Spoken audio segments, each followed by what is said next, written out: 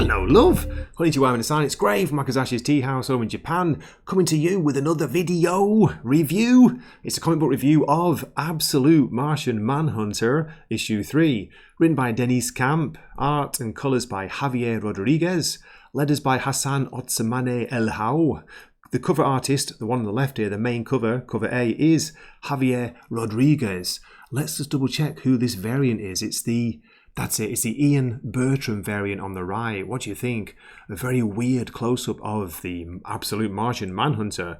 His eye appears to be leaking some yellow liquid or something. Oh my goodness, what's going on? $4.99 for this, by the way. Came out Wednesday, where are we? May 28th, DC Comics. So, what I'm going to do, as usual, no spoilers here, I'm going to say, do listen to my full review. I'm going to break down why I'm maybe not as impressed as a lot of people are with this series so far. Yes, it's only 3 issues. I do enjoy the art. I'm a big fan of Javier Rodriguez's style. I do like that. I know it's not everyone's cup of tea. Cup of tea? Governor? But yeah, as I say, I like it. It works for me. I like the trippiness. I like the psychedelic colours, man. But yeah, I say what I'll do, I'm going to go through the issue. There will be spoilers for the issue, just warning you, so you don't have to watch to the end. But if you do, I will love you forever. So yeah, let's get on with it. Let's have a look inside the book, Absolute Martian Manhunter, issue 3. Here's a quick recap. Agent John Jones's life was saved by a mysterious green Martian, and now the Martian is trying to communicate with Jones. It has warned him about a race of White Martians that plan to destroy humanity. Will they be able to understand each other, or will everything go up in smoke? Like Cheech and Chong. Is that a joint, man?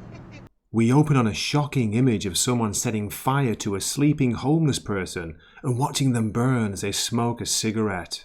On the next page, John is talking to a detective and discovers there were 24 victims and 24 perps. They burned the sleeping bums at the same time. It's a dark opening to the issue, but Javier Rodriguez's art makes it look very striking. I'm a fan of his art style, and for me, it's the best thing about this series. The scene shifts to interview rooms in the police station, where the perpetrators are claiming they have no idea why they did what they did. I just got the sudden urge.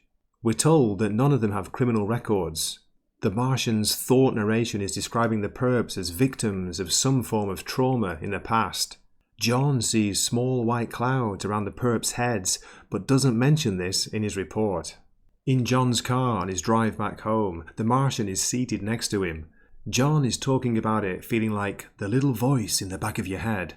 From the Martian, we get little snippets of wannabe Grant Morrison dialogue, such as "Gaudy Gorgeous Funeral March" and "Civilization's Closing Ceremonies, Beautiful to Behold." I feel a bit like I'm rereading an old issue of Doom Patrol with the Scissormen and Mr. Nobody.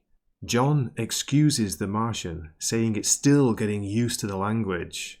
Am I getting used to Dennis Camp's language? Not really. As John approaches his front door, he asks why the White Martian wants to destroy anything, and I'm thinking, White Martian? Really? Oh, that's right, it was introduced very briefly or mentioned in the last page of last issue. I'd forgotten all about it. John's Green Martian says it can't explain it well enough to make John understand. It likens it to trying to explain the criminal justice system to a sunflower seed. You what? Dissed by a Martian. What is the world coming to? Then we learn that the White Martian is a cosmic predator, a creator and destroyer. The White Martian has decided on tragedy. And I feel like singing, tragedy. Inside the house, John and his wife Bridget are sat far apart on a sofa with the Martian in the middle. It's Malcolm in the middle. John's finding it hard to talk to her, so he goes upstairs to see his son, Tyler. As he enters his son's room, his phone starts ringing. Seeing the Martian sat making Play-Doh models with Tyler made me smile. John answers his phone and rushes outside. We get a full-page image of a giant white mushroom cloud of smoke rising above the distant city centre. It looks like the whole city is burning. There appears to be an evil face in the giant cloud. Is this a representation of the White Martian as an agent of chaos and disaster? Sure looks like it. The narration box tells us they call Middleton the city of second chances, as we see the aftermath of the fires. The locals are trying to recover and rebuild. John is wondering how they can stop this from happening because it's so random and unpredictable. The Martian replies, "There's no such thing as random, only misunderstood."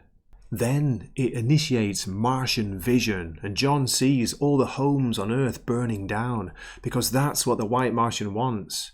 It wants an end to the idea of home and what that represents: safety, protection, comfort. It's not clear if this is John having another vision, but he calls in that the next target is the Sunnyside Hotel. It's the largest homeless shelter in the city. We see inside the burning hotel, and there are strange multicolored figures chasing the people in there. The narration's telling us that most of these people are running from something: poverty, persecution, abuse, addiction. John and the Martian burst into the hotel and start wringing the psychedelic figures like a wet rag, tearing them in half. It's a truly bizarre scene. The narration tells us the Martian knows shortcuts through non-Euclidean space, which explains how they get to the hotel so quickly. It also explains that Dennis Camp likes to write fancy things. The Martian is protecting John from the flames as they battle the weird entities inside the burning building. Suddenly, a burning woman in a white dress calls to John and tells him she has a message for the Green One. It knows you're hiding in meat. It knows you're looking. It welcomes you to watch. Then she's engulfed by the flames, and as she dies screaming, she tells John, "It's all in the smoke, John Jones." To be continued. Like the dark opening, it's a dark ending to the issue as well. Oh, you think darkness is your ally? Okay, here are my sharp points for the issue. This comic is probably the most original title from DC's current absolute lineup, and that's no bad thing. I'm enjoying the burgeoning buddy cop star relationship between John Jones and the Green Martian when I can understand what the Martian's saying. I don't know anything. If you are a fan of Javier Rodriguez's art style, then this issue is a treat and one of the most visually striking comics out there, man. Dull points. The theme of this issue is very dark and not really suitable for younger readers. Not a lot of story actually happens, apart from people being controlled to do horrific acts by something still hidden, although it's very likely the White Martian. It can sometimes feel like Dennis Camp is trying to do a Grant Morrison with the Martian's dialogue, which might take you out of the story. Final thoughts. It's difficult to rate this issue because there's not a lot of story in here. People are being controlled by a mysterious force to start fires, and Agent Jones and the Martian are trying to stop them. That's about it. The issue is more focused on building the relationship between Agent Jones and the Martian, which has admittedly become more compelling than in the first two issues. Visually, Javier Rodriguez's trippy art and colouring make this a truly original and enjoyable book to look at, if you enjoy his style. But I'm left unsatisfied at the end, and I wonder if it's really worth the $5 cover price. I'm going to give this issue 6 out of 10. And there you have it. I do hope you enjoyed my review. I enjoyed making it, even though it took me a while to write this one. Here we have two more variant covers. The one on the left here is, I think it's 1 in 25, so it's going to be a little bit hard to get, but surprisingly, it's a Riley Rossmo cover, and I really like it. I love this one. The one on the right is the Dan Panosian variant with a very large close-up of the Martian looking a bit scary there, and so does Agent John Jones. Is that an evil smile he's got? As always, thanks a million for watching. Do drop a comment, let me know what you thought of the issue. Are you enjoying the series? Are you a 10 out of 10 person like a lot of people are? Do let me know, I'd love to hear from you, and if you can, please tell me why you're enjoying it so much. Okay, this has been Gray from Wakizashi's Teahouse, signing off for the afternoon. Matane. He swaps his longsword for a Wakizashi, so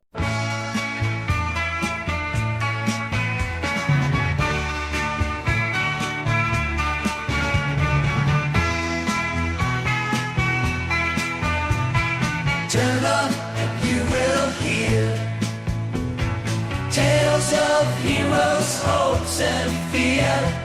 Better leave your notions behind. I'm here with great Japanese AI, and we'll talk about things guaranteed to blow your mind. The